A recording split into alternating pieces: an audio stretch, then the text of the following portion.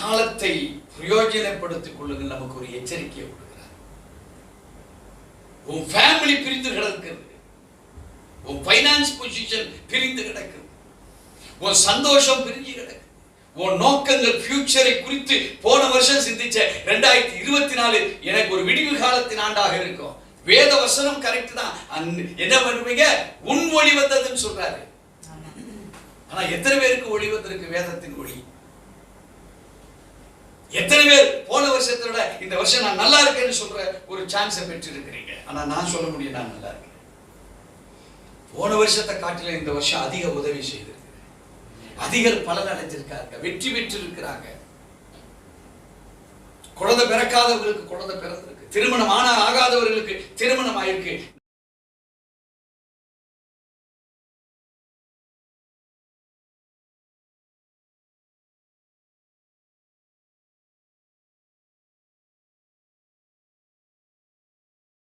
கர்த்தருடைய பரிசுநாமத்திற்கு மகிமை உண்டாவதாக. அந்த மாதத்துல நாம் ஃபேமிலி பிளெஸிங் அந்த பிரேயர் மீட்டிங்ல நாம் follow the desire of your heart. நமக்கு உள்ளத்தில் எழும்புகிற, நமக்குள் என்ன வாஞ்சைகள் எழும்புகிறதோ, என்ன நன்மைகள் பெற்றுக்கொள்ள வேண்டும் என்று சொல்லி நாம் சிந்தித்து நாம் வாஞ்சிக்கிறோமோ அவைகளின்படி நாம் நம்முடைய கிறிஸ்தவ வாழ்க்கையை செயல்பட வேண்டும். இப்ப நான் சொன்ன வார்த்தையில பாத்தீங்கன்னா, நாம நம்முடைய வாழ்க்கைன்னு சொன்னேன்னா என்ன சொன்ன? இல்ல, நாம் நம்முடைய கிறிஸ்தவ வாழ்க்கை என்ற ஒரு வார்த்தையை போட்டேன். அநேக கிறிஸ்தவர்கள் அவங்களுடைய சொந்த வாழ்வுக்கு ஏற்ற வாழ்க்கையை தான் நடத்த விரும்புகிறாங்க. அங்கதான் ப்ராப்ளமே. ஒரு family prayer and blessing meet எங்க இருக்குன்னா, இந்த மீட் அப்படி என்றால் என்ன? MEET, மீட்னா கூடுகை. கூடுகை. இப்போ ஒரு கூடுகைன்னா நீ மாத்திரமா, நான் மாத்திரமா? நிறைய பேர் இருக்கிறாங்க. இப்போ நிறைய பேர் இருந்தா போதுமா? அதுல ஒரு தலைவர் ஒருத்தர் வேணுமா? கண்டிப்பா ஒரு லீடிங் பர்சன் நமக்கு தேவை. இப்போ ஒவ்வொரு ஃபேமிலின்னு எடுத்துக்கிட்டீங்கன்னா, இன்னைக்கு பிசாசு என்ன பண்ணி வச்சிருக்கிறா? கணவன் மனைவி பிள்ளைகளை எல்லாம் பிரித்து ஆளுகை செய்கிறான், தனிப்பட்ட முறையில ஆளுகை செய்கிறான். இன்னைக்கு அது நல்ல காரியமாகட்டும் கெட்ட காரியங்களாகட்டும், ஒரு ஒருங்கிணைக்கப்பட்ட ஒரு ஃபெலோஷிப்பான ஒரு ஃபேமிலிகளை இன்னைக்கு குடும்பத்துல பார்க்கவே முடியல. ஒரு அன்பு, ஒரு தொடர்புல கூட வீட்டு வரைக்கும் ஒரு விதமான தொடர்பு, ஆபீஸுக்கு போனா அங்க விதமான ஒரு தொடர்பு, தொழில் ரீதியா இருந்தா அவங்களுக்குள்ள அங்க இருக்கக்கூடிய ஒரு தொடர்பு, பயணத்துல பாத்தீங்கன்னா அந்த பயணத்தில் இருக்கக்கூடிய ஒரு விதமான தொடர்பு. இந்த தொடர்புகள் எல்லாம் அந்தந்த காலத்துக்கு, அந்தந்த கட்டத்துக்கு, அந்தந்த கலாச்சாரங்களுக்கு, அவங்களுடைய சுய நினைவுக்கு ஏற்றபடிதான் இன்னைக்கு உலகம் இப்ப பிரித்து பாத்தீங்கன்னா, இன்னைக்கு எத்தனை குரோஸ் இன்னைக்கு இந்த உலகம் 800 கோடியை தாண்டி கொண்டு இருக்கிறது. 800 கோடி மக்களுக்கும் கைரேகை வேற, கண்ணுடைய ஐபால் வேற, முடியினுடைய கலர் வேற, முக சாயல் வேற. ஆண்டவர் ஒவ்வொரு மனிதனுடைய சிருஷ்டிப்பை யூனிக், விசேஷித்த வண்ணமாக தான் தேவன் படைத்திருக்கிறார். ஆனா கொள்கைகள் என்னவாக இருக்க வேண்டும்? ஒரே கொள்கையாக தான் இருக்க வேண்டும். இப்போ தேவன் அதனாலதான் அதை ஒரு குடும்பம் என்கிற ஒரு கலாச்சாரத்துக்குள்ளாக கொண்டு வந்தார். Family is a culture. அங்க சந்தோஷம் என்கிற கல்ச்சர் இருக்கு, சமாதானம் என்கிற கல்ச்சர் இருக்கு, ஆலோசனை என்கிற கலாச்சாரம் உள்ள இருக்கு. இப்போ தேவச்சனமே, இங்க follow the desire of your heart அப்படிங்கிற பதத்துல நாம் கடந்த நாட்கள்ல பார்த்து கொண்டு வந்தோம். இந்த following of the desire of your heart, இதுல என்ன அடங்கி இருக்கணும் அதான் இம்பார்ட்டன்ட். இப்ப அநேகர் இந்த இடத்துல தவறி இருப்பதனால தேவனுடைய ஆலோசனைக்கு பதிலாக குடும்ப தலைவர் என்ன சொல்றாரோ, குடும்பத்துல மூத்தவங்க யாராவது பெரியவங்க இருந்தா என்ன சொல்றாங்களோ, இல்ல குடும்பத்துல அனுபவசாலி இருந்தா என்ன சொல்றாங்களோ, அல்லது குடும்பத்துல படிச்சவங்க இருந்தா என்ன சொல்றாங்களோ, இவைகள் இன்னைக்கு நடமாடுகிற ஒரு கலாச்சாரமாக மாறிவிட்டது. அல்லது பணம் இருந்து ஒருத்தர் என்ன சொல்றாங்களோ தப்பா இருந்தாலும் அந்த தப்ப ஓ ரைட் ரைட் ரைட் அப்படின்னு சொல்லக்கூடிய காலம். பட் ஒரு ஃபேமிலி அவங்களுடைய ஹார்ட் டிசையர், அவங்களுடைய இருதயத்தில் உள்ள இருக்கக்கூடிய கோரிக்கைகள், வேண்டுதல்கள், வாஞ்சைகள், இவைகள் எல்லாம் எதை சார்ந்து இருக்க வேண்டும்? According to the will of the God.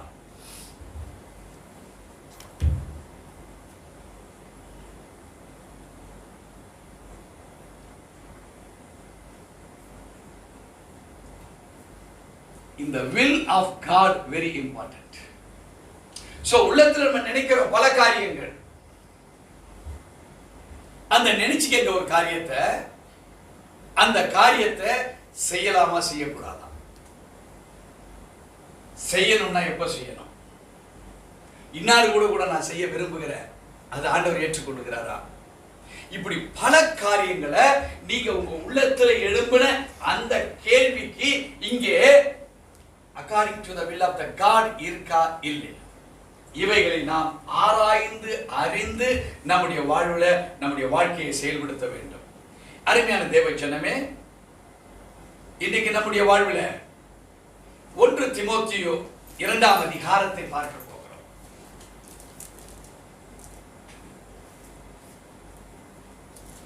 1 தீமோத்தேயு 2ஆம் அதிகாரம் வசனம் 1 to 4 வரையிலாக நாம் தியானித்து பார்க்க போகிறோம். நான் பிரதானமாய் சொல்லுகிற புத்தி என்னவெனில், எல்லா மனுஷருக்காகவும் விண்ணப்பங்களையும் ஜெபங்களையும் வேண்டுதல்களையும் ஸ்தோத்திரங்களையும் பண்ண வேண்டும். இப்ப ஆண்டவர் சொல்றாரு, நீங்க உங்க சுயத்துக்காகவே ஜெபித்து ஜெபித்து ஜெபித்து பல சுயத்தின் ஜெபங்கள் கேட்கப்படவில்லை.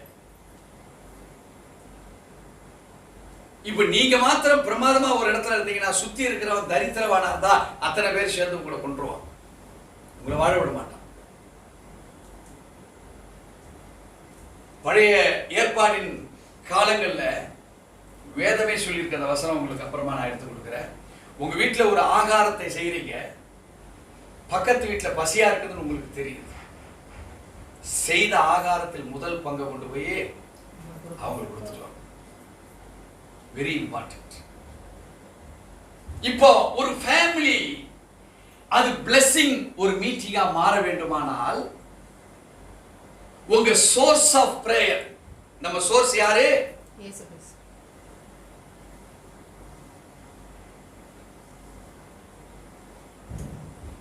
இந்த சோர்ஸ் யார் நமக்கு? ஜீசஸ். இந்த சோர்ஸ் ஆஃப் பிரேயரை நாம கண்டுபிடிக்கணும். இன்னைக்கு அநேகருடைய வாழ்வில் முட்டி போட்டு ஜெபிச்சோம், ஆண்டவரே ஸ்தோத்திரம் ஸ்தோத்திரம் ஸ்தோத்திரம், நன்றி நன்றி நன்றி, எனக்கு அதை கொடுத்தீங்க ஸ்தோத்திரம், இதை கொடுத்தீங்க ஸ்தோத்திரம், நீ காலையில் எழுப்புனீங்க ஸ்தோத்திரம், எனக்கு பலனை கொடுத்தீங்க ஸ்தோத்திரம், எல்லாம் ரைட் ஓகே. ஒருத்தருக்கு ஜீசஸே தெரியாது, அவன் ஜீசஸ் கிட்ட பிரேயர் பண்ணாதான் அவனுக்கு ஆசீர்வாதம். அறியாமல் இருக்கிற அவனுக்காக நீ ஸ்தோத்திரம் சொல்லி இருக்கிறியா? செய்ததே கிடையாது. உனக்கு கொடுத்ததுக்கு ஸ்தோத்திரம், சந்தோஷம் தான். ஆண்டவரே அயலாம் எவ்வளவு சொன்னாலும் ஜீசஸ் பத்தி சொன்னாலும் கேட்க மாட்டான். ஆனா நீங்க அவனுக்கு இன்னும் ஜீவனை கொடுத்து வச்சிருக்கீங்க, இன்னும் அவனை வாழ வச்சிட்டு இருக்கீங்க. அப்ப நீங்க ஏதோ ஒரு நோக்கம் வச்சிருக்கீங்க. ஆண்டவரே அவனுக்காக நான் உங்களுக்கு நன்றி செலுத்துகிறேன். அவன் என் பகைவன் தான், என்னை அடிக்கிறான் தான், என்னை கெடுக்கிறான் தான், என் பேரை நாசம் பண்றான் தான், என் பணத்தை செலவு பண்ணி எங்களை நடத்த கொண்டு வந்துட்டாதான். ஆனா ஏதோ ஒரு நோக்கம் நீங்க அவங்க மேல வச்சிருக்கிறீங்க. எனக்கும் ஆகாரம் கிடைக்குது, அவனுக்கும் ஆகாரம் கிடைக்குது, அவனும் நல்லா இருக்கிறான். தேவனே, முதலாவது அவனுக்கு கொடுத்துருக்க ஜீவனுக்காக நான் நன்றி செலுத்துகிறேன். என் சோர்ஸ் ஆஃப் பிரேயர் ஜீசஸ் அந்த இடத்துல இருந்திருந்தா ஒரு பிளெஸிங், ஒரு மீட் எப்படி இருக்கும் என்று அவர் அந்த இடத்துல ஜெபித்திருந்தார். ஆனால் கிறிஸ்து இயேசு கெத்செமனே தோட்டத்து பக்கத்துல ஒரு பாறை, அந்த பாறையில இருந்து ஜெபித்துக் கொண்டிருந்தார். இவங்க எல்லாம் கெத்செமனே தோட்டத்துல இருக்கிறாங்க. நீ ஜெபிச்சுட்டு இருக்கமான்னு சொல்லிட்டு அவர் போய் ஜெபிக்கிறார்.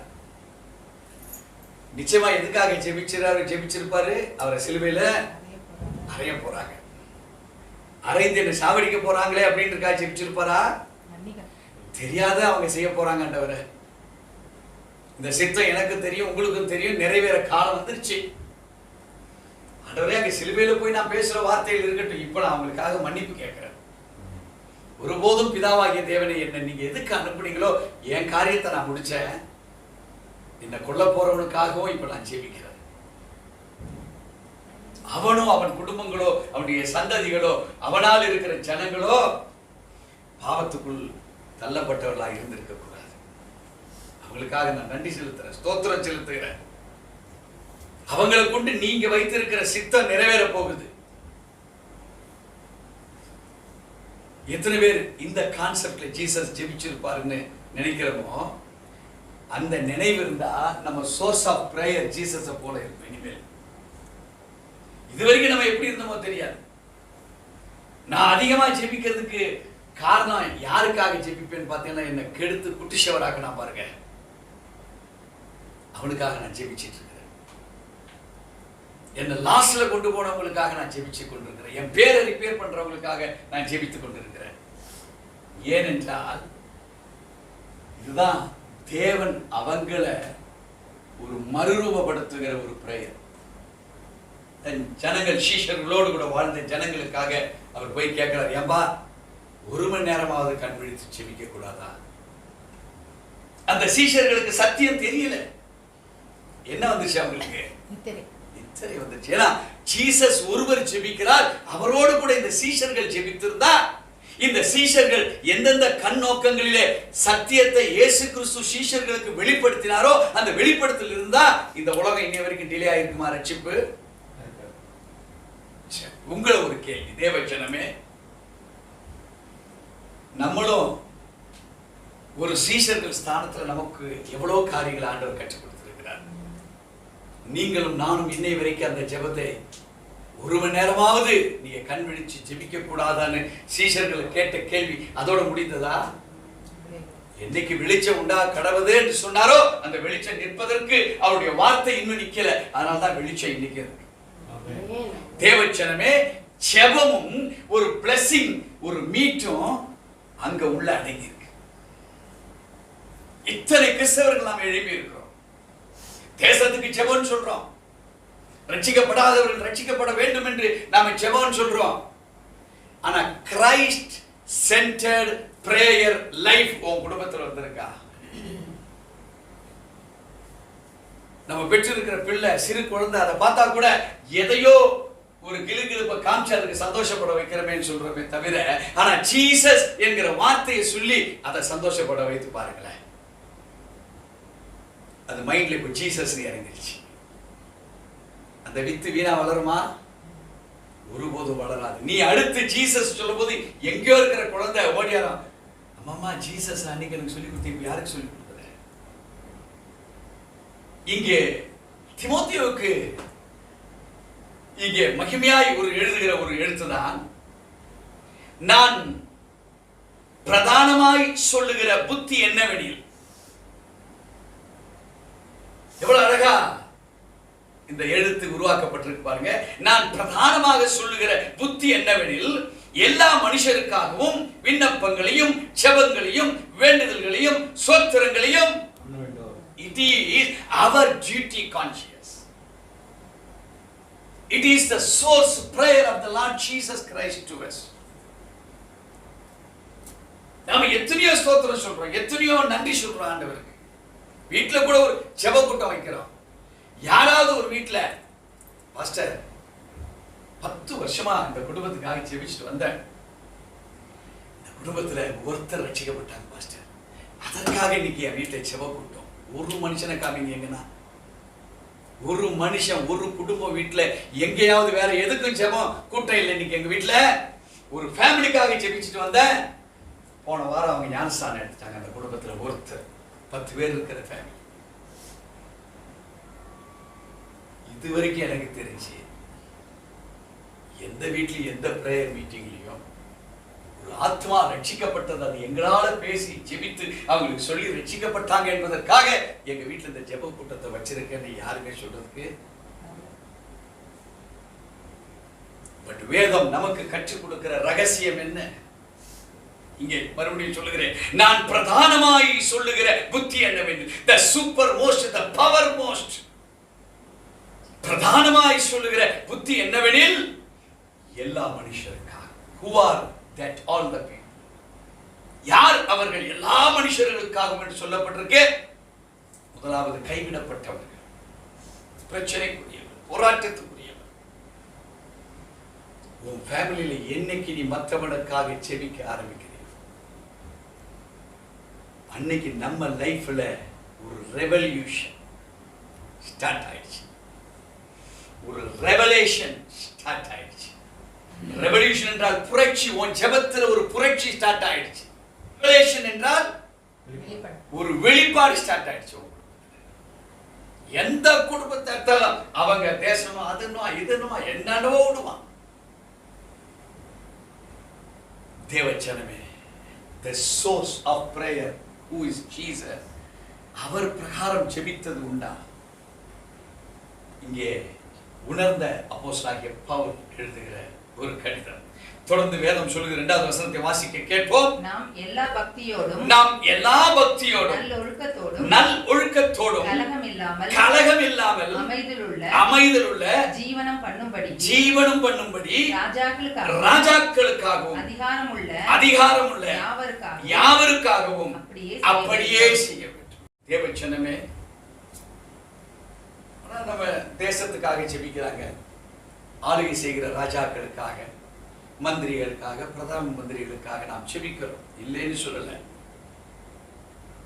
It is the equal prayer like Jesus. அதை ஜெபிக்க வேண்டும் என்ற கடமைக்காக ஜெபிக்கிறோமா, உள் உணர்வின்படியாக நாம் ஜெபிக்கிறோமா?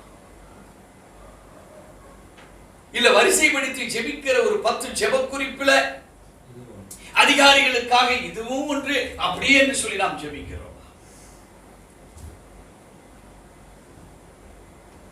அன்றைக்கு சீஷர்கள் செய்த அதே உத்தியோகத்தை அவன் தூங்கிட்டாங்க, நம்ம முழிச்சிருந்து ஜெபிக்கிறோம். அவ்வளவுதான் வித்தியாசம். உணர்வு இருக்கா? உள் உணர்வு இருக்கா?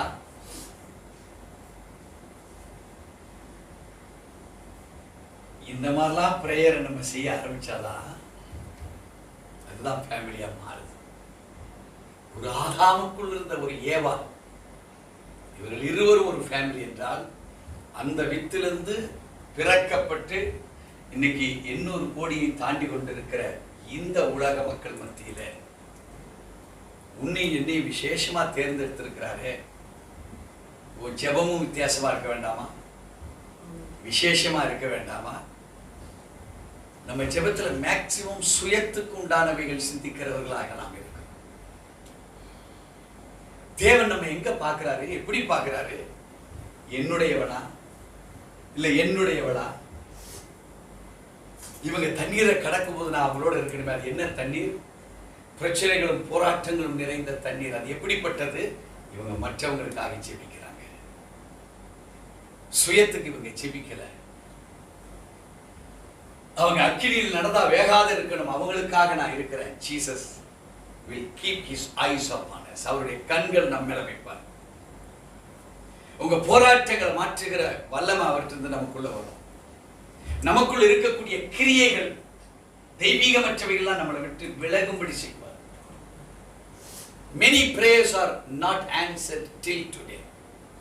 பல ஜெப குறிப்புகள் இன்று வரையிலாக நடந்தேறவே இல்லை. ஏன்? தேவனுடைய சோர்ஸ் ஆஃப் பிரேயர் அடிப்படையில் அது இல்லை. Follow the desire of your heart. உன் இருதயத்தின் நினைவின்படி நீ உன்னை செயல்படுத்து. ஆனால் ஒண்ணு, it must be according to the will of the God. உன் ஜெபங்கள், உன் உள்ளத்தின் உணர்வுகள் அது ஆம் என்றும் ஆமேன் என்றும் இருக்கப்பட வேண்டுமா? வேதம் பொய் கிடையாது. நம்ம பொய்யான ஜெபத்தை ஜெபித்துக் கொண்டிருக்கிறோம் அறியாமையினால். நான் ஹெல்த்தியா இருக்கிறதுக்கு காரணம் I pray for the sick people, whether my relations, my church people or anyone. அது என் சொந்த பந்தமா அல்லது சர்ச்சை மக்களுக்காகவா? நான் பார்க்கிற யார் யாரோ எவர்களுக்காக நான் ஜெபத்தை எடுத்து என்ன ஹெல்த்தா வச்சிருக்கிறாரு, என்ன வெல்த்தா வச்சிருக்கிறாரு, எனக்கு ஒரு குறையும் இல்லை. எனக்கு உதவி செய்யறவங்களையும் அவர் பாதுகாத்துக்கிட்டு வர்றாரு, எனக்கு கொடுக்கிறவர்களையும் அவங்க பாதுகிட்டு வர்றாரு. ஆனா யாருக்கும் தெரியாத ரகசியம். ஏன் ஜெபத்துக்காக நான் எடுக்கிற இந்த ஜெபத்துக்காக, ஏன் கிறிஸ்துவை பின்பற்றுகிற ஒரு ஜெபமா இருக்கிறபடி. எத்தனை பேருக்கு விளங்குது? இதுதான் அனாயிண்டிங்க கொண்டு வரும். இன்னைக்கு காஸ்பல் என்கிற ஒரு சப்ஜெக்டை கொடுத்தாங்க எங்க பைபிள் காலேஜ்ல. 20 பேர் பேச சொன்னாங்க. அதுக்கு மார்க்ஸ் ஒவ்வொருத்தர் பேசினாங்க. யோவான் 3:16 வச்சு, ஒருவரும் கெட்டு போகாமல் நித்திய ஜீவனை அடிபடி அவரை நமக்கா இவ்வளவாய் தந்தருளினார். ரொம்ப சந்தோஷம். பலர் அந்த சப்ஜெக்ட் வச்சு பேச, நான் ஒரு சப்ஜெக்டை வச்சு பேசினேன். நான் சொன்ன காஸ்பல் த்ரூ த ப்ராப்பசின்னு ஒரு அடி கொடுத்தேன். சுவிசேஷம் தீர்க்க தரிசனத்தின் மூலமாக அப்படின்னு ஒரு ஹெட்டிங்க கொடுத்தேன். Gospel through prophecy. ஐசாயா 7ஆம் அதிகாரத்துல ஒரு குமாரனை பெறுவாள் அப்படின்னு போடப்பட்ட ப்ராப்பசிய மத்தேயு 3ஆம் அதிகாரத்துல சொல்றார், அவருக்கு இம்மானுவேல் என்று. லூக்கால சொல்லப்பட்டிருக்கு, அவர் பாவங்களை போக்குகிறவராயிருப்பார். இந்த 3 வசனங்களை வச்சு ஒரு பிரசங்கம் பண்ண, ரொம்பலாம் பண்ண, ஒரு 5 நிமிஷத்துல பண்ணணும். சோ ப்ராப்பசி, தீர்க்க தரிசனம். எதற்காக தீர்க்க தரிசனம்? சுவிசேஷத்தை கொண்டு வருவதற்காக. தேவச்சனமே, நீங்களும் நானும் நம்முடைய பிரேயர்ல எந்த ப்ராப்பசியை சொல்லி ஜெபிச்சிட்டு இருக்கிறோம்? ஏதாவது வேத வெளிப்பாடு சொல்லி ஜெபிக்கிறீங்களா? நீங்களும் நானும் சிந்திச்சு பாருங்க. Only the prophecy is gospel, not your prayer. உன் ஜெபம் gospel இல்ல. ஒத்துக்கிறீங்களா? உனக்கு தெரிஞ்சத கௌரவமா உளறிக்கிட்டு இருக்கிற, கௌரவமா உளர்ற. ஸ்தோத்திரம் பிதாவே, ஸ்தோத்திரம். அவர் ஆத்திரப்படுவாரா என்ன தெரியல.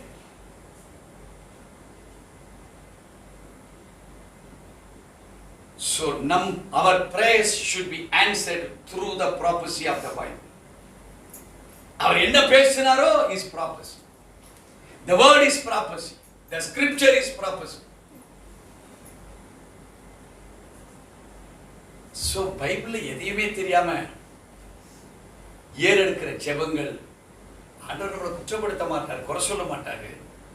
There will be no answer for it. அதுக்கு பதில் இருக்கு. இங்கிருந்து போகணும், இமெயில் போயிடும் போட்டீங்கன்னா, அவங்க இமெயில் அட்ரஸை பார்த்து செல்ல டைப் பண்ண அங்கே போய் சேர்ந்துடும். அவங்க கூட திருப்பி அதை எடுத்து படிச்சு பார்த்தா தான் இன்னார் அனுப்பியிருக்காருன்னு அவங்க அதை படிச்சிருப்பாங்க.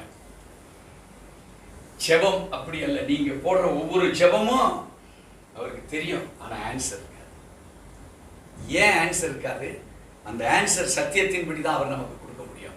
சத்தியம் இல்லாத வேற ஒரு ரூட்ல கொடுப்பாரா? அது பிசாசு தான்.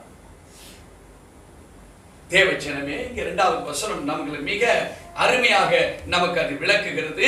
நாம் எல்லா பக்தியோடும் நல்லொழுக்கத்தோடும் கலகம் இல்லாமல் அமைதியுள்ள ஜீவனம் பண்ணும்படிக்கு, ஜீவனம் பண்ணும்படிக்கு அதுதான் இம்பார்ட்டன்ட். சோ நாம் நம்முடைய ஜீவனம் பண்ணும்படி வேதம் சொல்லுகிறது, ராஜாக்களுக்காகவும் அதிகாரம் உள்ள யாவருக்காகவும் அப்படியே செய்ய வேண்டும். வாசிக்க கேட்போம் 3வது வசனம். நம்முடைய இரட்சகராகிய தேவனுக்கு முன்பாக, நம்முடைய இரட்சகராகிய தேவனுக்கு முன்பாக அது நன்மையும் பிரியமுமாய் இருக்கிறது. அல்லேலூயா. The source of prayer யாரு? Jesus Christ. Jesus. ஓன் ஜெபம் இப்ப யாருக்கு முன்பாக அது நன்மையும் கிருபையுமாய் இருக்கிறது? Before Jesus. So அநேக ஜெபங்கள் it is not answered because it is not grace or goodness before Jesus. அது ஆண்டவருக்கு முன்பாக அது கிருபையாகவோ அது நன்மையாகவோ உள்ள ஜெபமாக அது இல்லை. எத்தனை பேருக்கு விளங்குது? பல ஃபேமிலிஸ் உடைக்கப்பட்டு போகிறதுக்கு காரணம், பல ஃபேமிலிஸ் நஷ்டம் அடைகிறதுக்கு காரணம், பல ஃபேமிலிஸ் நன்மையே கண்டடைகிறது இல்லை, முடியல. ஆனா நம்பிக்கை இருக்கு ஜீசஸ் மேல, பட் ப்ராசஸ் தெரியல. நான் படிச்சா எம்பிபிஎஸ் படிச்சா எனக்கு என்னன்னு சொல்லுவாங்க, என்ன ஆசை இருக்கு எம்பிபிஎஸ் படிக்கலாம். ஆனா எம்பிபிஎஸ் படிக்கிறதுக்கு உண்டான தூண்டுதல் என் மனதில் இல்ல. அது எப்படி படிக்கணும், எந்த சப்ஜெக்ட் இருக்கணும், நான் மேக்ஸ் எடுத்தா நான் போயிட முடியுமா? இல்ல. அதுக்கு சயின்ஸ், பயாலஜி, சயின்ஸ் சம்பந்தப்பட்டது இதெல்லாம் இருந்தாதான் நான் எதுக்கு போக முடியும்? மெடிக்கலுக்கு போக முடியும். தேவச்சனமே ஒரு சாதாரண ஒரு உலகத்தின் படிப்புக்கு there are process to be revealed. அதிலே அணுகுமுறைகளும் செயல்முறைகளும் வெளிப்பாடாய் இருந்தாதான் அந்த படிப்பை நீங்க படிச்சு பாஸ் பண்ண முடியும். நம்ம தேவனோடும் தேவன் நம்மோடு கூட இல்லைன்னா எம்பிபிஎஸ் படிச்சதா நம்மளுக்கு நான் பரிபூர்ண பாதுகாப்பா?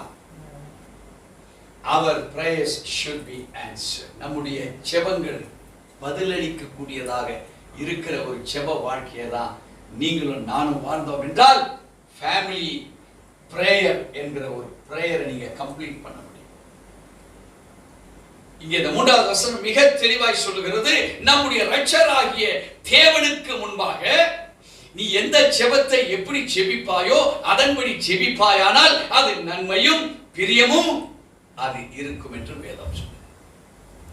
தொடர்ந்து வாசிக்க கேட்போம். 4வது வசனம். எல்லா மனுஷரும் ரட்சிக்கப்படவும், எல்லா மனுஷரும் ரட்சிக்கப்படவும், சத்தியத்தை அறிகிற அறிவை அடையவும், சத்தியத்தை அறிகிற அறிவை அடையவும் அவர் சித்தமுள்ளவராய் இருக்கிறார். அவர் சித்தமுள்ளவராய் இருக்கிறார். நம்முடைய prayer what is the will of the God என்பதை தெரிந்து கொள்ள வேண்டும். தேவனுடைய சித்தம் என்ன என்பதை தெரிந்து கொள்ள வேண்டும். அவருடைய சித்தம் என்ன? இந்த யாவரும் அப்போ follow the desire of the heart. இருதயம் எதுல நிறைஞ்சிருக்கணும்? எல்லாருக்காக ஜெபிக்கிறவங்களா இருக்கணும், அதிகாரிகளுக்காக ஜெபிக்கிறவங்களா இருக்கணும். அதுதான் தேவனுடைய ஆசீர்வாதங்களுக்கு முன்பாக நன்மையாக அது இருக்கிறது என்று வேதம் சொல்கிறது. அது மாற்றமல்ல, கடைசியில 4வது வசனத்துல என்ன சொல்லப்பட்டிருக்கு? எல்லாரும் ரட்சிக்கப்பட. அப்ப எவ்வளவு ஒரு பின் பாயிண்ட்ஸ் அவ்வளவு வச்சிருக்கிறார். இத நெகட்டிவா நம்ம பார்க்கணும். எல்லா அதிகாரிகள்னு போட்டிருக்காது. எல்லா அதிகாரி யாரு? நமக்கு விரோதமான அதிகாரியா இருப்பான், அதிகாரத்தில் உள்ள கணவனா இருப்பான், அதிகாரத்தில் உள்ள மனைவியா இருப்பான், அதிகாரத்தில் உள்ள பிள்ளைகளா இருக்கும். என்ன அதிகாரம்? நெகட்டிவ் அதிகாரம். நம்மளை நஷ்டப்படுத்துறதுக்கு பிசாசின் தந்திரங்களோடு கூட உன் கூடவே இருந்து உன்னை நஷ்டப்படுத்தி இருப்பான். அந்த அதிகாரியா இருக்கிற அவனுக்காக நீ ஜெபிக்கணும். என்ன? அசுத்தாவி அவன் மேல அதிகாரியா இருந்தவனை கெடுத்து அவன் மூலியமா நம்மளை கெடுக்குது. தேவச்சனமே, கிறிஸ்துவுக்கு நன்மை என்னவாக இருக்கும் என்று உணர்ந்த ஒரு ஜெபிக்கிற குடும்பமாக இருக்குமானால், அல்லது அந்த குடும்பத்தில் இருக்கிற ஒருவர் ஜெபிக்கிறவராக இருப்பார்கள், ஆனால் ஆவியானவர் அவர்களை நடத்துகிற விதமே மிக வித்தியாசமாக இருக்கும். எபேசியருக்கு எழுதின நிருபம்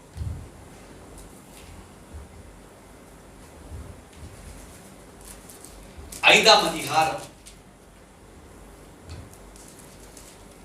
11வது வசனத்தில் இருந்து 21வது வசனம் வரையில் நாம் தியானிக்க போறோம். கனியற்ற அந்தகார கிரியைகளுக்கு உடன்படாமல் அவைகளை கடிந்து கொள்ளுங்கள். இப்ப ஆண்டவர் சொல்றார் ஒரே ஒரு வார்த்தை, கனி அற்ற அந்தகார கிரியைகளுக்கு உட்படாமல் அவைகளை கடிந்து கொள்ளுங்கள். தேவச்சனமே, அது அவங்களுக்கு தான் தெரியும். உன் ஜெபத்திலேயோ உன் பழக்க வழக்கத்திலேயோ எங்கேயோ ஒரு கோளாறு, அது கனியற்றதா இன்னைக்கு வரைக்கும் இருக்கு. அது நீ பேசுகிற பேச்சில் இருக்கலாம்,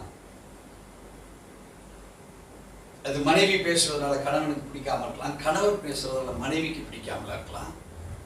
ஆனா எதுவா இருந்தாலும் தேவனுக்கு நன்மை உண்டு என்பதை அறிந்து நீ செயல்படுவதற்காக இப்ப உனக்கு கற்றுக் கொடுக்கல, வைராக்கியத்துக்காக உனக்கு கற்றுக் கொடுக்கல, வைராக்கியத்திலிருந்து வெளிவருவதற்கு உனக்கு கற்றுக் கொடுக்கிறார். விசுவாசிக்கிறீங்க? உன்னை கெடுக்கிறதுக்காகவே உன் வீட்டாரை கொண்டு சத்துரு கிரியை செய்வோம், உன் ஃபேமிலி ஃபேமிலியா இருக்கக்கூடாது என்பதற்காக கிரியை செய்வான். உன் சோர்ஸ் ஆஃப் பிரேயர் ஜீசஸா இருக்கக்கூடாது என்பதற்காக உனக்கு விரோதமா கிரியை செய்வான். வெளியாள கொண்டு, உன் சொந்தத்தை கொண்டு, உன் பிள்ளைகளை கொண்டு, உன் குடும்பத்துல நடக்கும். இன்னைக்கு உலகத்தை 200 கோடி மக்களை பிரிச்சு வச்சிருக்கிறான். இந்த ஆங்கிள் தான் பிசாசு. ஏன்? இந்த சோர்ஸ் ஆஃப் பிரேயரை மாத்தி வச்சிருக்கிறான் பிசாசு. ஜீசஸ் தெரியும், ஆனா ஜீசஸ் ஜெபிச்ச மாதிரி இவன் ஜெபிக்க மாட்டான். ஆண்டவரே உங்களுடைய கரத்துல அவனை ஒப்பு கொடுங்க, அவனை நான் மன்னிக்கிறேன், உன் கரத்துல ஒப்பு கொடுங்க. நீங்க 2ல ஒண்ண பார்க்கணும். அவரு பாப்பாரு, ஜெபம் பயங்கர ஆவேசமா இருக்குதே, பூமியில இருந்து ஒரு சத்தம் அதிருது, பரலோகத்தை அதிர வைக்குது. நம்ம சோர்ஸ் ஆஃப் பிரேயர் ஜீசஸா இல்ல ஆவேசமான பிரேயரா? ஆவேசத்துக்கு இடம் கொடுத்தீங்கன்னா ஆவேச பிரேயர்ல உங்களை பிரமாதமா மாத்திடுவான் பிசாசு. வசனத்துல சொல்வீங்கன்னா வசனத்துல உங்களை பிசாசு உங்களை ஆவேசமா ஆக்கிடுவோம்.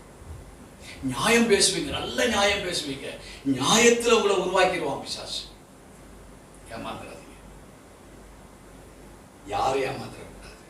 கிறிஸ்தவ வாழ்க்கை ஒரு சைடு 100% பியூர், இன்னொரு சைடு 100% இம்பியூர். பலர் கவுந்து போய் கிடக்கிறாங்க, பலர் கவுந்து போய் கிடக்கிறான். உள்ள ஆவேசம் வேற ஆவேசம். அது ஆஸ்கார் விருது வாங்குற ஒரு ஆவேசமான ஜெபம். ஆஸ்கார் விருதுனா யாருக்கு கொடுப்பாங்க? அந்த மாதிரி பிரேயர் தேவச்சனமே. ஏமாந்துடாதீங்க. மத்தவன் எவனா ஜெபிச்சுட்டு போறான், நீங்க அது மாதிரி ஜெபிச்சு நீங்களே ஏமாந்துடாதீங்க.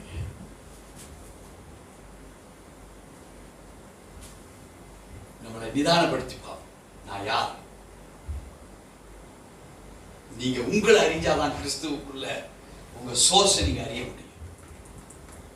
உங்களே அறியாம ஜீசஸ் ஜீசஸ் ஜீசஸ்னா வேற ஒரு ஆவி, வேற ஒரு இயேசு, வேற ஒரு சுவிசேஷம் உள்ள இறங்கி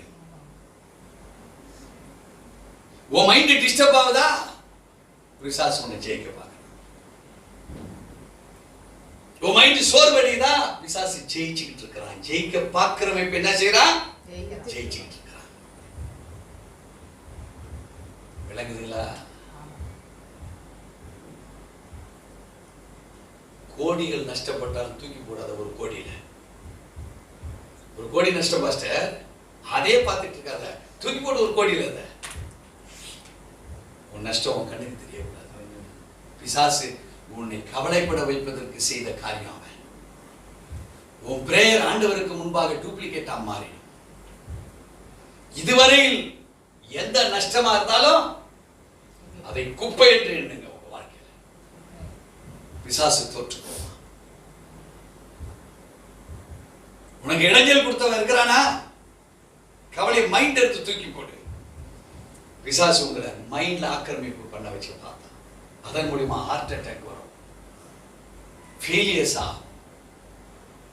உங்க காரியமே ஃபெயிலியர்ஸ்குள்ள கொண்டு போயிடுவான். இங்கே வேதம் நமக்கு மிக தெளிவாய் கற்றுக் கொடுக்கிறது. வாசிக்க கேட்போம் மறுபடியும் அந்த வேத வசனத்தை. கனியற்ற அந்தகார கிரியைகளுக்கு உடன்படாமல். கனியற்ற அந்தகார கிரியைகளுக்கு. அது என்னது அந்தகார? அது எப்படிப்பட்ட கிரியையா? அந்தகார கிரியையா? கனியற்ற அந்தகார கிரியைகளுக்கு அது என்ன செய்யணும்னு சொல்றாரு? அவைகளை கடிந்து கொள்ளுங்கள். அதுக்கு உடன்படாமல் அவைகளை கடிந்து கொள்ளுங்கள். உடன்பட்டு நீ அதை கடிந்து கொண்டா அந்த இடத்துல உனக்கு ரிசல்ட் கிடையாது. நீ கவலைப்பட்டுக்கிட்டே ஆண்டவரே அதை நான் வெறுக்கிறேன் வெறுக்கிறேன் வெறுக்கிறேன், கவலையை தூக்கி போட்டு உற்சாகமாக வெறுத்துப்பார். கவலையோட வெறுத்தனா it is not as per the source prayer of Jesus. இன்னைக்கு பலர் என்ன கவலையோடு கூட கவலையை வெறுத்து ஜெபிக்கிறாங்க. விளங்குதுங்களா? உள்ள கவலையோட இருந்துகிட்டு கவலையை வெறுத்து அது எங்கன்னா போகுமா? போக. இங்க அதான் சொல்லி தராரு. வாசிக்க கேட்போம் தொடர்ந்து. அவர்களால் ஒளிப்பிடத்தில் செய்யப்படும் கிரியைகளை அவர்களால் ஒளிப்பிடத்தில் செய்யப்படும் கிரியைகளை சொல்லுகிறதும் அவலட்சணமாய் இருக்கிறது. நீ நஷ்டம் என்று, கஷ்டம் என்று, பாரம் என்று உள்ள மறைச்சி வச்சுக்கிட்டு நீ வெளியே ஒரு வாழ்க்கையை வாழ்றேன்னு வை, அது சீழ் பிதுக்கப்படாத ஒரு புண்ணுக்கு மேல போடப்படுகிற மருத்துவத்தை போல. குடும்ப ஜெபமோ தனிப்பட்ட ஜெபமோ it won't give a positive result. மிக தெளிவா மறைமுகமா தெளிவா இங்கே எபேசியர் மக்களுக்கு எழுதுகிறார். பவுல் ஒரு விசேஷித்த ஞானி, தேவனுடைய வார்த்தையை மாத்திரமே நம்புகிற ஞானி. அவருடைய பாஸ்ட் லைஃப் வேற, கிறிஸ்துவுக்குள் லைஃப் வேற. உணர்ந்தவராக எழுதுகிறார், மிக அழகா எழுதுகிறார். என்ன சொல்றாரு? அவைகளால் ஒளிப்பிடத்தில் செய்யப்படும் கிரியைகளை சொல்லுகிறதற்கும் அவலட்சணமாய் இருக்கிறது. டோட்டல் தூக்கி போடு. எவர்களை விழுங்கலாமோ என்று வகை தேடுகிற பிசாசின் தந்திரம் உன்னை ஏமாத்திக்கிட்டு இருக்குது, உங்களை ஏமாத்திக்கிட்டு. தாய் இல்லாம வாழ்ந்துடலாம், தகப்பன் இல்லாம வாழ்ந்துடலாம், ஆனா ஜீசஸ் இல்லாம வாழ முடியாது என்பதை அறிந்து போவதில்லை. நீ பணம் இல்லாம கூட உன்னால வாழ்ந்துட முடியும். தேவனால் எங்க எப்படி செய்ய முடியுமோ நம்மளை யூனிக்கா படைச்சிருக்கிறாரு, உங்களுக்கு செய்ய முடியும். நீங்க உங்களை தாழ்த்திக்கிறீங்க. என்ன? எது இல்லாதது போலவும் பிரச்சனைகள் இருக்கிறது போலவும். இது தாழ்த்திக்கிறது இல்ல, உங்களே நீங்க உடைச்சிக்கிறீங்க, வஞ்சிக்கப்படுகிறீங்க, டிசப்ஷன்ல மாட்டிக்கிட்டீங்க. வேத வாக்கியங்களை நீங்கள் ஆராய்ந்து பார்ப்பீங்கன்னா அது உள்ள நித்திய ஜீவன் இருக்குது. அது நமக்கு தெரியல, வார்த்தைக்குள்ளதான் இருக்கிற நித்திய ஜீவன். வாசிக்க கேட்போம் தொடர்ந்து. ஆதலால் தூங்குகிற நீ விழித்து மரித்தோரை விட்டு எழுந்திரு. அப்பொழுது கிறிஸ்து உன்னை பிரகாசிப்பார் என்று சொல்லி இருக்கிறார். அதுக்கு முன்னாடி வசனத்தை வாசிங்க. அவைகளெல்லாம் கடிந்து கொள்ளப்பட்டு வெளிச்சத்தினால் வெளியரங்கமாகும். வெளியரங்கமாகிறதெல்லாம் வெளிச்சமாய் இருக்கிறது.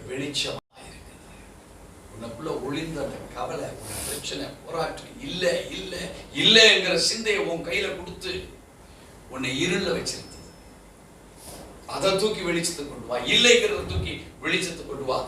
இருக்கு என்பதை நீ வெளிச்சத்துல பார்க்க. Because God's source is like that. நீ வெட்ட வேண்டியது வெட்டு. காற்றையும் காண மாட்டேன், மழையும் பார்க்க மாட்டேன், நிரம்புதா இல்லையா பாருங்க. இது பார்க்கறது சொல்றதுக்கு வேணா மாய்மாலமா இருக்கலாம், மத்தவன் நம்ப மாட்டான். நீ நம்பினா உனக்கு அது நடக்கும். நீ நம்பிப்பார் நடக்கும். நியாயாதிபதிகள்ல நான் கடந்த ஆராதனையில் சொன்னேன், மோசே மரித்து போறார், யோசுவா வரார். யோசுவா மரித்து போறார். ஜனங்கள் கேட்கிறாங்க, ஐயா எங்களுக்கு யார் முன்னின்று நடத்துவது? யூதாவை நிக்க சொல்லுன்னு சொன்னார். துதிக்கிற யூதா கோத்திரத்தை நிறுத்து. அவனுக்கு சண்டை தெரியுமா? துதிக்கிறது தெரியும் அவனுக்கு. அந்த கோத்திரத்துக்கு துதிச்சா 4வது வசனத்துல நியாயாதிபதிகள் 1ஆம் அதிகாரத்துல வெற்றிகளை குவித்தார். தேவச்சனமே, நீ எங்க இருக்கிறியோ அது மகிமையா இருக்குமானால் தேவன் அந்த இடத்துல அவரே இறங்குவார். அந்த பிரஸ்தாபப்படுத்துகிற இடத்துல நான் இறங்கி வந்து உன்னை ஆசீர்வதித்து உன்னை உயர்த்துவார். அறியாமையில் இருந்தோம்னா அறியாமையின் ஆவிதான் உள்ளவர். வாசிக்க கேட்டோம். ஆதலால் 14வது வசனத்துல தூங்குகிற நீ விழித்து, உன் ஃபேமிலி எப்படிப்பட்டதா இருக்கப்பட வேண்டும் என்பதை அறியாமலே தூங்கிக் கொண்டிருக்கிற நீ விழித்து இருப்போம். விழித்து மரித்தோரை விட்டு எழுந்திரு. யார் அந்த மரித்தோர்? உனக்குள்ள இருந்த நெகட்டிவ கொண்டு வந்தவங்க. அது ஒரு அசுத்தாவி, 2 அசுத்தாவி இல்ல, வான மண்டலத்து பொல்லாத ஆவிகள் உனக்குள்ள இருக்கு. ஒரு சேனை உனக்குள்ள இருந்தா 10 லட்சம் ஸ்பிரிட் உன்னை உட்பட விடுமா? ஒரே ஒரு சேனை 10 லட்சம். ஆண்டவர் சொல்றார், வான மண்டலத்து பொல்லாத ஆவிகளோடு கூட நமக்கு போராட்டம் உண்டு ஐயா. திடன் கொள்ளுங்கள் சொல்றாரு, செபியுங்கள் என்று சொல்றாரு. அப்ப இந்த உலகத்தின் அதிபதி நம்ம கிட்ட வருவானா? முடியாது. வாசிக்க கேட்போம். ஆனபடியினாலே நீங்கள் ஞானமற்றவர்களைப் போல நடவாமல் ஞானம் உள்ளவர்களைப் போல கவனமாய் நடந்து கொள்ளப்பட வேண்டும். நீங்க வேதம் சரியாய் தெரியாதனால ஞானமற்றவர்கள். இங்கே பவுல் எழுதுகிறார் என்றால் ஒரு பவுல் ஞானமுள்ளவர்களாக நீங்க மாற வேண்டும் என்பதற்காக எழுதுறாரு. அல்லேலூயா. ஆமென். இத படிப்பதற்காக இல்ல. நான் என்னையே ஆண்டவர் மாத்தினாரே, நான் சாதாரண ஆளா? ஸ்தேவானை கல்லெறிஞ்சு கொலை செய்த பயங்கரமான நெகட்டிவ் பர்சன் நான். ஸ்தேவான் யாரு? தேவனுக்கு சாட்சி உள்ள ஒரு மகிமையான ஒரு டிசைபிள். அவரை கல்லெடுத்து அடிச்சே அதுக்கு நான் தான் காரணம் பவுல் சொல்றாரு. ஆனா அப்படிப்பட்ட நான் இருள இருந்த இப்ப வெளிச்சத்தை கண்டுட்டேன். இப்ப நமக்கு அவர் சொல்லுகிறார் இங்க, ஆனபடியினாலே நீங்கள் ஞானமற்றவர்களைப் போல நடவாமல், தண்ணியும் சேர்த்துக்கிறார், அதை போல நடவாமல் ஞானமுள்ளவர்களைப் போல கவனமாய் நடந்து கொள்ள பார்த்து 16வது வசனம், நாட்கள் பொல்லாதவைகளானதால் காலத்தை பிரயோஜனப்படுத்திக் கொள்ளுங்கள். தேவச்சனமே ரொம்ப ஷார்ட்டான ஒரு வாழ்க்கையில நம்ம பார்த்துட்டோம். இவைகள் மாறப்பட வேண்டும். எதை கற்றுக்கொள்ளுகிறையோ அதை பிரகடனப்படுத்து, அதை நிறைவேற்ற பார்வை. கற்றுக்கொண்டது அப்படியே விட்டுட்டு உன் வாழ்க்கையை விட்டுறாத. நீயும் விடப்பட்டவனா மாறிடுவ, விடப்பட்டவளா மாறிடுவ. இன்னும் வேர் ஊன்றல. ஒரு ஜெபம் என்கிற வேரை நமக்குள்ள இன்னும் சரியாய் ஊன்றப்படவில்லை. ஒரு வைராக்கியம் என்கிற ஜெப வேர் நமக்கு இன்னும் சரியா ஊன்றப்படவில்லை. ஏன்னா வேதமே தெரியாது, வேதமே வாசிக்கிறது இல்லையே. அப்படியே வாசித்தா இததான் பரிசுத்த ஆவியானவர் கற்றுக் கொடுத்திருக்கிறார் தெரியாமல் இருக்கிறமே. இது 2000 ஆண்டுகளுக்கு முன்பாக எழுதப்பட்ட வேத வாக்கியம். நேற்றுக்கு முந்தானேத்து எழுதி இன்னைக்கு இத பிரிண்ட் அடிச்சு நான் உங்கள்ட்ட வாசிக்கல. நான் பிறப்பதற்கு முன்பாக, எங்க அப்பா அம்மா பிறப்பதற்கு முன்பாக, எங்க தாத்தா பாட்டி பிறப்பதற்கு முன்பாக, எங்க கொள்ளு தாத்தா கொள்ளு பாட்டி பிறப்பதற்கு முன்பாக, பல தலைமுறைக்கு முன்பாக எழுதப்பட்டதாச்சே. அட என்ன பாஸ்டர், நாங்களாம் அப்ப கிறிஸ்தவர் இல்லை. சரி, இப்போ கிறிஸ்தவனாகி என்ன கண்டிருக்கிற? 5 வருஷம் 10 வருஷம் 3 வருஷம் 15 வருஷம் கிறிஸ்தவனா இருக்கிறோம். நம்ம என்ன கத்திருக்கோம்? தேவச்சனமே. அதனால்தான் சொல்றாரு இங்கே, நாட்கள் பொல்லாதவைகளானதால் காலத்தை பிரயோஜனப்படுத்திக் கொள்ளுங்கள். நமக்கு ஒரு எச்சரிக்கையை கொடுக்கிறார். உன் ஃபேமிலி பிரிந்து கிடக்கிறது, உன் ஃபைனான்ஸ் பொசிஷன் பிரிந்து கிடக்கிறது, உன் சந்தோஷம் பிரிஞ்சு கிடக்கு, உன் நோக்கங்கள் ஃபியூச்சரை குறித்து போன வருஷம் சிந்திச்ச 2024 எனக்கு ஒரு விடிவு காலத்தின் ஆண்டாக இருக்கும். வேத வசனம் கரெக்ட் தான். என்ன பண்ணுவீங்க? உன் ஒளி வந்ததுன்னு சொல்றாரு. ஆனா எத்தனை பேருக்கு ஒளி வந்திருக்கு? வேதத்தின் ஒளி. எத்தனை பேர் போன வருஷத்தோட இந்த வருஷம் நான் நல்லா இருக்கேன்னு சொல்ற ஒரு சான்ஸை பெற்று இருக்கிறீங்க? ஆனா நான் சொல்ல முடியும், நான் நல்லா இருக்கேன். போன வருஷத்தை காட்டில இந்த வருஷம் அதிக உதவி செய்திருக்கு, அதிக பலன் அடைஞ்சிருக்காங்க, வெற்றி பெற்று இருக்கிறாங்க.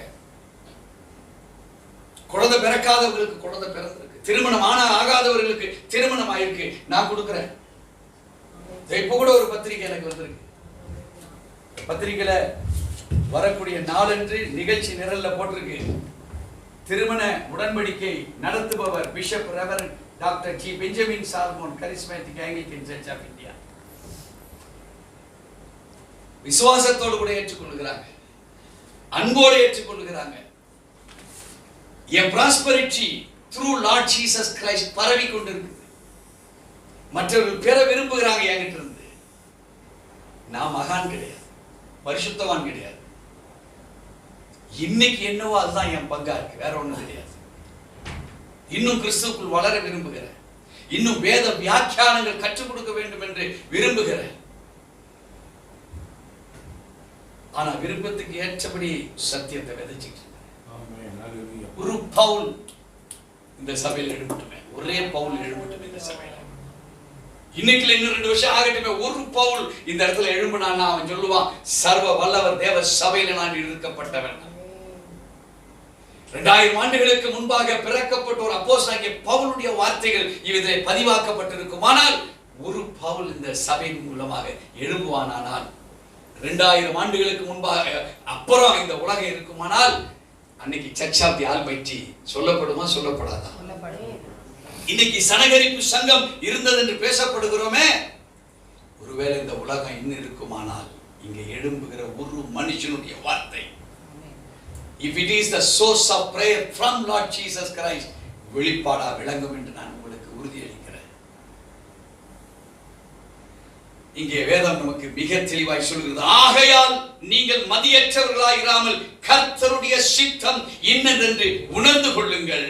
வாசிப்போம்.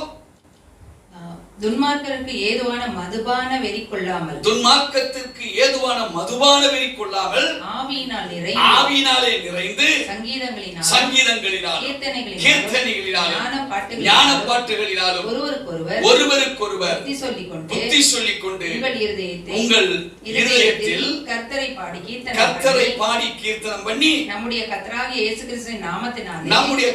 இயேசு கிறிஸ்துவின் நாமத்தினாலே எப்பொழுதும் எல்லாவற்றிற்காகவும் பிதாவாகிய தேவனை ஸ்தோத்திரித்து தேவ பயத்தோடு ஒருவருக்கொருவர் கீழ்ப்படிந்திருங்கள்.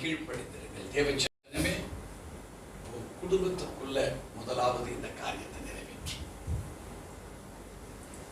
மனைவிக்கு சத்தியத்தின்படி சத்தியத்தை சொல்லி பேசாத, நீ நடந்துக்காமியா? அல்லேலூயா. மனைவிகளை நீங்க சத்தியத்தை சொல்லி சத்தியத்தை வெளிப்படுத்துறதுக்கு பதிலா அந்த சத்தியத்தின்படி நீங்க நடந்து பாருங்களேன். நீங்க சொல்லி கொடுக்கிறவங்களா வேண்டாம், நீங்க நடந்து பாருங்க, அங்க கிரியை நடக்கும். அல்லேலூயா. வெளியில் உள்ள போஷான வாழ்க்கை அது பிரேயரா மாறாது. லிவிங் சாக்ரிஃபைஸ், உன் வாழ்க்கையே அது ஜீவாதார பலியா இருக்குமானால், if it is a living sacrifice, இது எங்க இருந்து வரும்? வேத வாக்கியம் உனக்குள்ள விதைக்கப்பட்டு அது வேரூன்றி உள்ள வளர்ந்ததுன்னா உன் மைண்ட் செழிப்பா இருக்கும். வேத வாக்கியத்தை மைண்ட்ல வச்சுக்கிட்டு நீ செயல்பட விரும்பினா அது செழிப்பா இருக்கு, அது மாய் மாதமா இருக்கு. எத்தனை பேர் விசுவாசிக்கிறீங்க? நான் இன்னைக்கு கற்றுக்கொண்ட என் வாழ்க்கையை இத மாதிரி நான் மாத்துறேன். எத்தனை பேர் விசுவாசிக்கிறீங்க இத மாதிரி இருப்பது?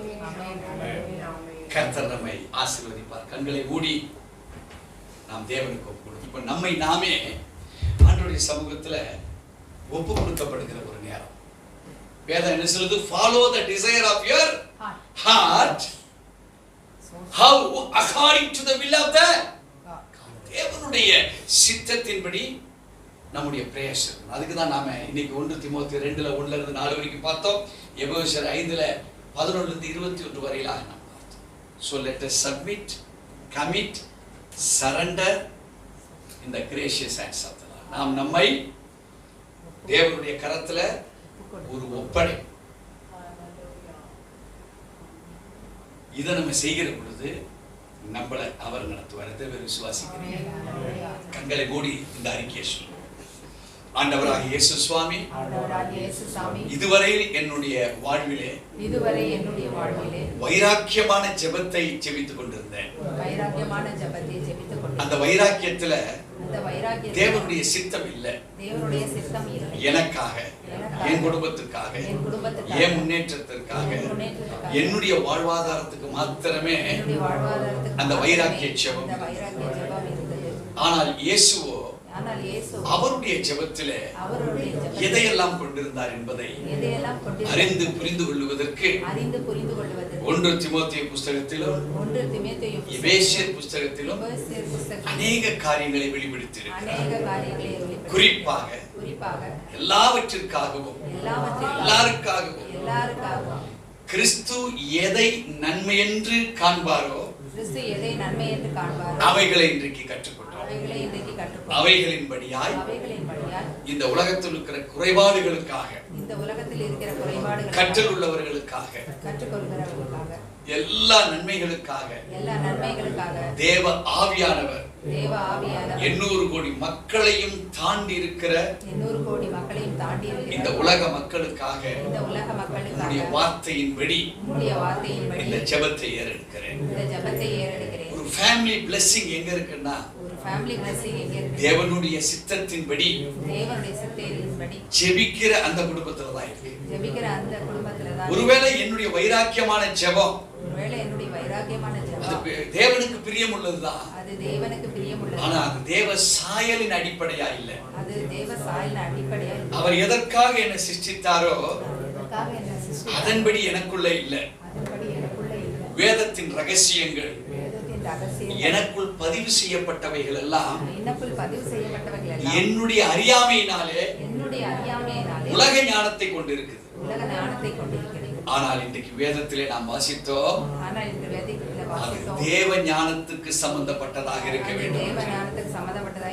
இந்த மகிமையான இந்த வேளையிலே என்னுடைய இருதயத்தின் நினைவுகள் எல்லாம் கிறிஸ்து இயேசுவின் சிந்தனையின் அடிப்படையிலே நான் செயல்படுவதற்கு என்னை ஒப்புக் கொடுக்கிறேன். இனி என்னுடைய ஜெபத்தின் மேன்மைகள், குடும்ப ஆசீர்வாதங்கள், கையின் பிரயாசங்கள் தேவனுடைய சாட்சியாய் மாறும் அளவும் பரிசுத்த ஆவியானவர் என்னை நடத்துவாராக. என்னுடைய மைண்ட் ஹெடட் நாலேஜ் அல்ல, என்னுடைய சோலுக்குள் இருந்து எழும்புகிற தேவனுடைய சாட்சி உள்ள ஒரு வாழ்வாக நான் நிலைத்திருக்க என்னை ஆசீர்வதித்து வழிநடத்தும். இந்த அறியாமை என்னுடைய முன்னோர்கள் மூலமாக என்னுடைய வாஞ்சைகள் எல்லாம் சுயமாய் இருந்ததினாலும் உலகத்தின்படி இருந்ததினாலும் பிசாசின் பிடியிலே இருந்ததினாலும் நான் தேவ சாயலை பெற முடியாது இருந்தது. ஆனால் இன்றைக்கு இந்த வேளையிலே கர்த்தர் கற்றுக் கொடுத்த அளவும் நான் என்னை செயல்படுத்துகிற பொழுது அது கிறிஸ்துவுக்கு முன்பாக நன்மையாய் இருக்கிறது என்று வேதம் தெளிவுபடுத்தினது. என்னை அப்படியாகவே வழி நடத்துவீராக. என்னை தாழ்த்தி ஒப்புக் கொடுக்கிறேன் இயேசுவின் நாமத்தில் பிதாவே.